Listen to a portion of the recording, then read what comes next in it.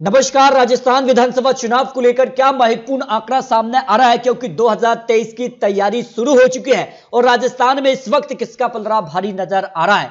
अशोक गहलोत की रणनीति क्या कांग्रेस को दोबारा से सरकार में वापसी दिला पाएंगे, ये काफी महत्वपूर्ण हो जाता है, क्योंकि राजस्थान में यूं तो हर 5 साल में सत्ता बदल जाती है, लेकिन इस बार का दाव क्या हो सकता है अशोक गहलोत जी का। क्या बीजेपी वसुंधरा राजे के ही नेतृत्व में चुनाव लड़ेगी, इसको लेकर एक बड़ी मीटिंग भी यहां पर की है और बीजेपी ने इसके लिए रणनीति तैयार कर ली है। तो क्या आंकड़ा बन सकता है। राज्यसभा चुनाव में बीजेपी का खेल बिगाड़ दिया था अशोक गहलोत ने।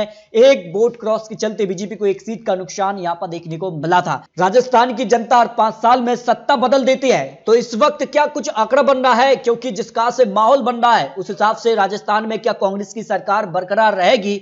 जिस तरह से भारत जोड़ो यात्रा का एक साफ संकेत दिया है, तो इस वक्त किसका पलड़ा भारी नजर आ रहा है, अशोक गहलोत और अगर बात की जाए तो वसुंधरा राजे को लेकर किसका आंकड़ा इस वक्त भारी नजर आता है। तो 200 सीटों में चित्तौड़गढ़ की 5 सीटों में से बीजेपी को 4 सीट, कांग्रेस को 1 सीट पर जीत की संभावना लगाई जा रही है। जालौर की 5 सीटों में भी बीजेपी को 3 सीट, कांग्रेस को यहां पर 2 सीट की संभावना दिखाई दे रही है।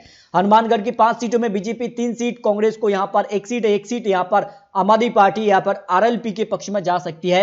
जयपुर की 19 सीटों में से 14 सीटों पर बीजेपी, जबकि कांग्रेस 5 सीट पर आ सकती है, जो अनुमान यहां पर राजस्थान को लेकर लगाया जा रहा है। अलवर की 11 सीटों की बात की जाए तो बीजेपी यहां पर 6 सीट, कांग्रेस को 5 सीट पर जीत की संभावना यहां पर दिखाई दे रही है।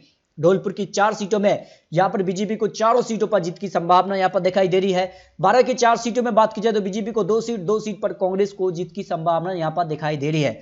यहां पर बात की जाए डंगरपुर की 4 सीटों में यहां पर 3 सीट बीजेपी और 1 सीट कांग्रेस के पक्ष में जाने की संभावना लगाई जा रही है। बांसवाड़ा की अगर 5 सीटों में बात की जाए तो यहां पर बीजेपी 3 सीट, कांग्रेस को 2 सीट पर जीत की संभावना दिखाई दे रही है। यानी राजस्थान को लेकर यहां पर काफी कुछ आंकड़ा बदल रहा है, जिसका से यहां पर पाली की 6 सीटों के आंकड़े, उसमें बीजेपी 4 सीट, कांग्रेस को यहां पर 2 सीट की संभावना दिखाई दे रही है। अजमेर की 8 सीटों में बीजेपी को 4 सीट, कांग्रेस को 2 सीट, 1 सीट आम आदमी पार्टी यहां पर आरएलपी के पक्ष में जाने की संभावना लगाई जा रही है। भरतपुर की 7 सीटों में से बीजेपी को यहां पर 5 सीट, 2 सीट कांग्रेस के पक्ष में जाने की संभावना हो सकती है। सवाई माधोपुरा की 4 सीटों में से बीजेपी को यहां पर 3 सीट, कांग्रेस को 1 सीट की संभावना लगाई जा रही है। करौली की 4 सीटों में भी बीजेपी को 3 सीट और कांग्रेस को 1 सीट की संभावना यहां पर लगाई जा रही है। राजसमंद की 4 सीटों में से चारों सीटों पर बीजेपी को जीत की संभावना हो सकती है।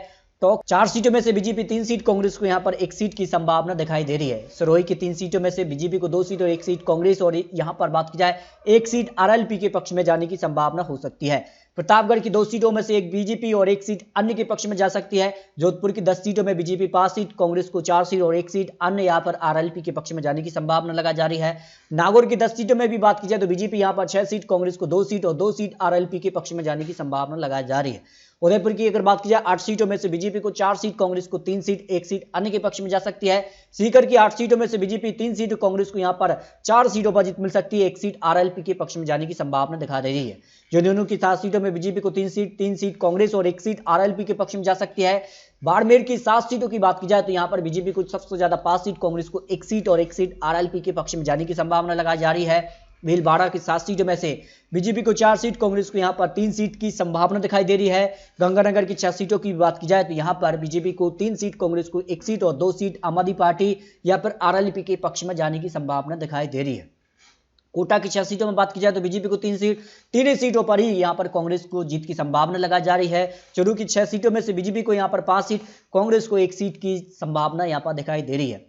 तो इस तरह से राजस्थान की 200 सीटों के चुनावी गणित, तो चुनावी जो अनुमान है उस हिसाब से बीजेपी का पलड़ा भारी नजर आ रहा है, क्योंकि राजस्थान में हर 5 साल में सत्ता बदल जाती है। उस हिसाब से इस बार बीजेपी का यहां पर आंकड़ा बनता है जीत की तरफ, तो बीजेपी करीब 110 से ज्यादा सीटें यहां पर हासिल कर सकती है, जबकि कांग्रेस 80 सीटें और आरएलपी के पक्ष में 8 सीटें और 2 सीटें अन्य के पक्ष में जाने की संभावना ओपिनियन पोल के हिसाब से लगाई जा रही है। यानी राजस्थान में आज विधानसभा चुनाव होते हैं तो फिर बीजेपी का पलड़ा यहां पर भारी नजर आ रहा है। जो जनता का आंकड़ा है, जनता हर 5 साल में सत्ता बदल देती है, उस हिसाब से बीजेपी का पलड़ा भारी नजर आ रहा है। लेकिन राजस्थान को लेकर जो अशोक गहलोत का दावा है कि राजस्थान में फिर से कांग्रेस की सरकार बरकरार रहेगी, यह काफी महत्वपूर्ण हो जाता है। सचिन पायलट और अशोक गहलोत के बीच जो यहां पर आपसी तनाव है, क्या यह दूर हो पाएगा, क्या इसका कितना नुकसान होगा, यह आने वाला वक्त ही बताएगा। तो दोस्तों, आपको अपनी राय कमेंट बॉक्स में जरूर रखनी है। राजस्थान में आज विधानसभा चुनाव, तो फिर किसकी बनेगी सरकार और कितनी सीटें किसके पक्ष में जा सकती हैं? आपको बता दें, ये चुनावी आंकड़े, चुनावी अनुमान है।